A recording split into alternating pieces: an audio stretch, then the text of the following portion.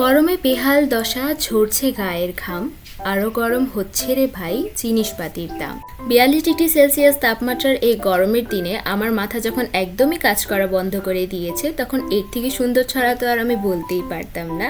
আর সব থেকে বড় কথা হলো, এই ছড়াটাও আমার না, গুগল মামার সাহায্য নিয়েছিলাম। যাই হোক, আসসালামু আলাইকুম, আমি শ্রাবণ, চলে এসেছি আবার নতুন একটা ভিডিও নিয়ে আপনাদের মাঝে।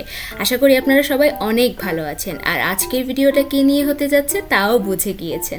তো আজকের ভিডিওটা হচ্ছে এই পাগলা গরমে আমি কিভাবে আমার দিন কাটাচ্ছি, কি কি খাচ্ছি, কিভাবে নিজেকে হাইড্রেটেড রাখছি সেই সম্পর্কে। তো সকাল সকাল নাস্তা করার পরে আমি রান্নাঘরে চলে আসলাম নিজের জন্য এক কাপ কফি বানানোর জন্য। আমি জানি আপনারা কি ভাবছেন, মেয়েটা হয়তো পাগল হয়ে গিয়েছে, নয়তো এই গরমে কেউ কি গরম গরম কফি খায়? হ্যাঁ ভাই, আমি সকাল সকাল খাই, কারণ আমার চা বা কফি ছাড়া দিন চলে না, আমার মাথা কাজ করে না, আমি কোনো কাজই করতে পারি না, সারাদিন কেমন যেন একটা ঝিমানি ঝিমানি কাজ করে। আর এখানে আমি একটা মাটির কাপ পেয়েছি, মাটির কাপটা নিয়ে নিয়েছি কফিটা। আমি ভাবছিলাম যে মাটির কাপে কফিটা নিলে ঠান্ডা ঠান্ডা খেতে ভালো লাগবে। পরে ভাবলাম গরম কফি মাটির কাপে দিয়ে লাভ কি হলো, গরম কফি তো গরমই থাকবে। যাই হোক, আমি আর আমার এসব উল্টাপাল্টা লজিক তো থাকবেই। আর এখানে আমার সব স্টুডেন্টও চলে এসেছে সকাল সকাল, যদিও ওদেরকে বিকালে পড়াই, বাট ওই দিন একদম সকালেই ওদেরকে পড়িয়ে দিয়েছিলাম।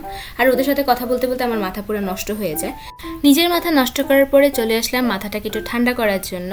আর এখানে আমি চাপকল থেকে পানি নিচ্ছি, কারণ ফ্রিজের পানি যতটা কম খাওয়া যায় ততটাই ভালো, তাই জন্য চাপকলে ঠান্ডা ঠান্ডা পানি নিয়ে গেলাম বাসায়। কিন্তু বাসায় পানি নিয়েও লাভ হলো না, কারণ যেই ঠান্ডা থেকে বাঁচার জন্য পানি নিলাম, সেই ঠান্ডা খাবার জন্যই আমি আর আমার ছোট কাজিন চলে আসলাম আইসক্রিমওয়ালার কাছে আইসক্রিম খেতে। আর গ্রামের বাড়িতে এরকম ঘন্টা বাজিয়ে যে আইসক্রিমগুলো বিক্রি করে, আমার কাছে কিন্তু সেগুলো খেতে খুবই ভালো লাগে। যদিও এটা আনহেলদি, আনহাইজেনিক, তারপরেও মাঝে মাঝে তো একটু খাওয়াই যায়, তাই না? আইসক্রিম খাওয়া শেষ করে আমি ডিরেক্ট চলে আসি আমার বাসার ছাদে। আর এসেই দেখি এই পোকাটা অনেক সুন্দর ছিল, তাই ভাবলাম তোমাদের সাথে দেখাই। কিন্তু ক্যামেরা দেখে পোকাটা নড়তেছিল না, তাই জন্য একটা গুঁতা দিলাম যাতে একটু চলে। তারপরে চলে আসলাম যেটা বানানোর জন্য অ্যাকচুয়ালি ছাদে আসা, সেটা হলো ডিটক্স ওয়াটার বানাবো।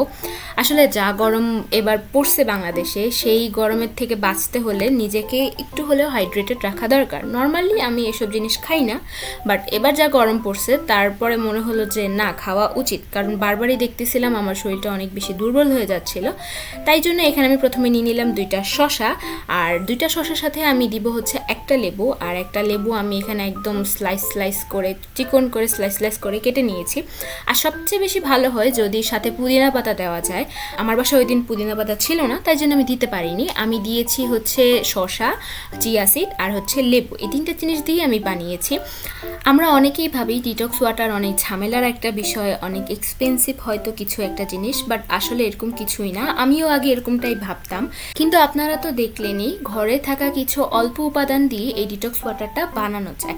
আর অল্প উপাদান দিয়ে বানালেও এটার বেনিফিটটা কিন্তু অল্প নয়, এটার অনেক বেনিফিটই রয়েছে। আর আমি যেটা বানিয়েছি আজকে সেটার নাম হচ্ছে কিউকাম্বার ডিটক্স ওয়াটার।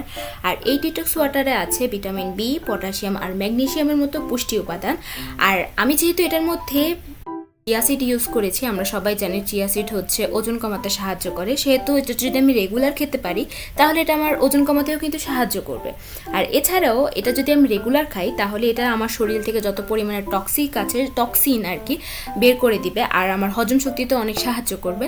তাই জন্য আমি সবাইকে রেকমেন্ড করব এটা বাসায় বানিয়ে খাওয়ার জন্য, এই গরমে অনেক বেনিফিট পাওয়া যায়। আর আমি আমার আম্মুকে কিছুদিন আগে বলেছিলাম আমাকে একটা নারিকেল পেড়ে দেওয়ার জন্য, নারিকেল না সরি ডাব, তো আমার আম্মু সেটাই করলো, আমার জন্য একটা ডাব পেরে দিল। আম্মুর অনেক কষ্ট হয়েছে, আসলে লাঠি দিয়ে ডাব পাড়া যায় না, বাট আম্মু অনেক কষ্ট করে পেরে দিয়েছে। আর ডাবের পানি খেয়ে আমার পুরো একদম কলিজা ঠান্ডা হয়ে গেছে। আর ডাবের ভিতরে যে এই অংশটা থাকে, সাদা সাদা অংশটা থাকে, সেটাকে কার ভাষায় কে কি বলেন, কার অঞ্চলে কি বলা হয় অবশ্যই আমাকে জানাবেন। আমাদের এখানে বলা হয় ল্যাপা, আর শ্বাসও বলা হয়। নারিকেলের পানি খেয়ে শ্বাস খেয়ে শক্তি করে চলে আসছি ঘর মোছার জন্য। আর আমি যখন ঘর মুছি এরকম জঙ্গলির মতোই ঘর মুছি। যাই হোক, এরপরে গোসল টোসল করা শেষ করে বসে পড়লাম দুপুরের খাবারের জন্য। আর আজকের দুপুরের খাবারে ছিল কাচ্চি। বিশ্বাস করেন আমি কাচ্চি খেতে একদমই পছন্দ করতাম না, কারণ কাচ্চিতে থাকতো খাসির মাংস, আর খাসির মাংস আমার একদমই ভালো লাগতো না।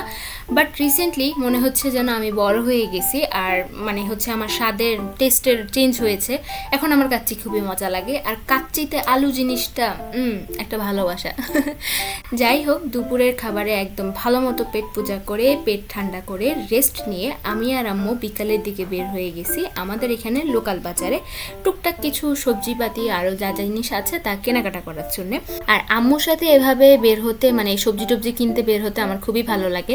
আর এখানে তরমুজ দেখে আমি আবারও আটকাই গেছি, কিন্তু বাসায় তরমুজ ছিল দেখে আম্মু আর নেয় নাই। আর মানুষ জানি বলে মেয়েরা কিসে কিসে জানি আটকায়, কিন্তু আমি মেয়েতে শুধু ভাই তরমুজে আটকাই। তরমুজ আমার অনেক ফেভারিট একটা ফল। যারা আমার ব্লগ ভিডিও এখন পর্যন্ত দেখে আসছে তারা জানে যে আমি তরমুজ কতটা পছন্দ করি। আর এরকম মুদি দোকানে গেলে ডালে চালে হাত না দিলে আসলে আমার পেটের ব্যথা হজম হয় না। আর আমার সাথে এখানে হয়ে গেছে একটা ব্লেন্ডার। মানে কি বলবো, আমার সাথে যদি সমস্যা না হয়, ঝামেলা না হয়, তো কার সাথে হবে। আমার এখানে নতুন জুতার খুর ভেঙে গেছে, মানে হিল জুতা পরে গেছিলাম তো জুতার খুরটা ভেঙে গেছে। মানে কি যে একটা অবস্থা, বাজার করতেছি এমন মাঝখান দিয়ে আমার জুতার খুর ভেঙে গেছে। তো আম্মু বললো আসো তোমাকে নতুন জুতা কিনে দিই, আর কি করবে। ভাই যদিও নতুন জুতা পাইছি, বাট আমার মনটা অনেক খারাপ ছিল, কারণ ওই জুতাটা আমার আরও বেশি ফেভারিট ছিল। ওই জুতাটা কিছুদিনই হয়েছে কিনছি, মাত্র কিনা জুতা। তখন নিজেকে বুঝাচ্ছিলাম ছোটে ছোটে শহরোं में ऐसी छोटे छोटे बात होती रहती है, होता है মনকে বুঝাইতেছিলাম होता है ऐसा हो भी जाता है।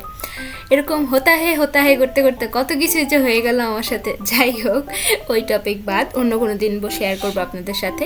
এরপরে টুকটাক আরও কিছু জিনিস কেনার পরে চলে যাচ্ছি বাসাতে। আর যাওয়ার সময় এরকম সূর্যাস্তের এত সুন্দর একটা মুমেন্ট ছিল, অটোটা অনেক নড়াচড়া করতেছিল, তাই জন্য আমি সুন্দরভাবে স্টেবলভাবে ভিডিওটা করতে পারিনি। বাট এত সুন্দর একটা ভিউ ছিল, আমি শেয়ার না করে থাকতে পারলাম না। তারপরে বাসায় চলে আসলাম। বাসায় চলে আসার পরে আমি যে খাবারটা নিজের জন্য আনছিলাম ওটা বের করে নিলাম, একদম পুরো ভর্তা হয়ে গেছে। যাই হোক, আর এখানে সাথে নিয়ে এসেছিলাম একটা ফ্রুটিক্স। আর এরকম বাচ্চাদের মতো জুস টুস খেতে আমার খুবই ভালো লাগে। আমার আম্মু অলওয়েজ বলে আমার বাসায় একটা বাচ্চা আছে যার সবসময় চিপস, চকলেট, জুস এগুলো বাসায় নিয়েই আসতে হবে। আর এখানে আমার একটা কিউট সাবস্ক্রাইবার আপুর একটা কমেন্ট সবাইকে দেখাচ্ছি। ওর নাম হচ্ছে মাইমুনা। ও সুদূর ইন্ডিয়া, ত্রিপুরা, সোনামুড়া থেকে আমার ভিডিওটা দেখেছে। আপুটা এত কিউট, এত সুন্দর একটা কমেন্ট করেছে। আর আমার ভিডিওটা এত দূর অবধি গিয়েছে এটা ভাবতেও আমার ভালো লাগতেছে। আর আপুটা আমাকে বলেছে আমার ভিডিওতে এত কম কেন ভিউ হয়, এত কম কেন লাইক হয়। আমি আসলে জানি না কেন এরকমটা হয়, হয়তো নতুন নতুন ইউটিউব চ্যানেল খোলা তাই জন্য হতে পারে। তবে আপু তুমি যদি এইভাবে আমাকে সাপোর্ট করো, তোমরা যদি আমাকে এইভাবে সাপোর্ট করে যাও, ভালোবাসা দিয়ে যাও, সাবস্ক্রাইব করো আমার চ্যানেলকে, আর আমার ভিডিওগুলো যদি একটু আপনজনদের সাথে শেয়ার করো, তাহলে হয়তো কোনো একদিন আমার ভিডিওগুলোও অনেক বেশি লাইক ভিউ পাবে, আর আমারও একটা অনেক বড় ইউটিউব ফ্যামিলি হবে। অবশ্য যা আছে আমার তাতেও আমি অনেক খুশি। আলহামদুলিল্লাহ, আল্লাহ যা দিয়েছে তাতেই আমি খুশি। আর আজকে ভিডিওটা এই পর্যন্তই। সবাই ভালো থাকবেন, সুস্থ থাকবেন, আপনজনদের খেয়াল রাখবেন। আর আমার ভিডিওটি যদি ভালো লেগে থাকে তাহলে একটা লাইক দিয়ে দিবেন, আপনজনদের সাথে শেয়ার করবেন। আর যারা এখন আমার চ্যানেলটিকে সাবস্ক্রাইব করেননি অবশ্যই সাবস্ক্রাইব করে দিবেন। আল্লাহ হাফিজ।